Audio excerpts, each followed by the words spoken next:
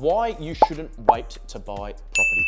The best way I know to share this example is by sharing with you my personal experience in the way of a story. Very simple.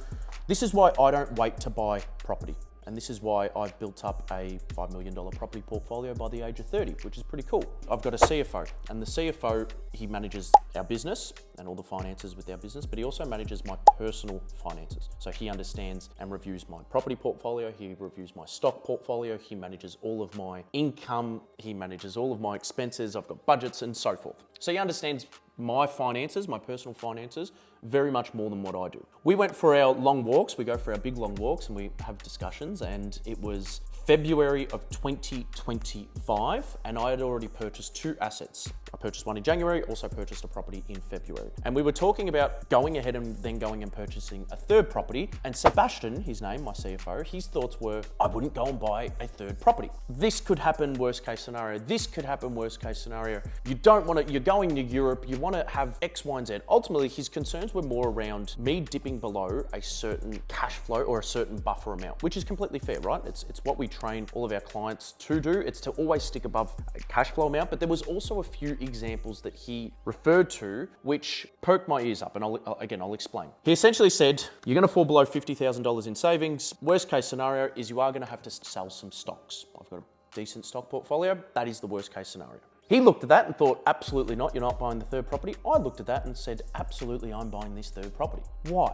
Because his recommendation was to wait until June. It was February. He said, wait until June, which is about 5 months. Fresh Start's average, so we buy a $500,000 property within the year. The average return that our clients achieve is 24%. So the property will go from $500,000 to $620,000 in the first year. Again, in the 2nd year, 3rd year, 4th year, but let's just talk about the first year. Had I waited from February to June or July, like Sebastian suggested, that would have cost me $60,000. And my whole philosophy has always been this: buy when you can afford to buy. Now, what is affording to buy mean? 1, have you got the borrowing capacity? Tick, I had the borrowing capacity. 2, have I got equity or a deposit? Yes, I did. I've just taken out $500,000 worth of equity, which I've got another deposit for a 3rd property. Tick.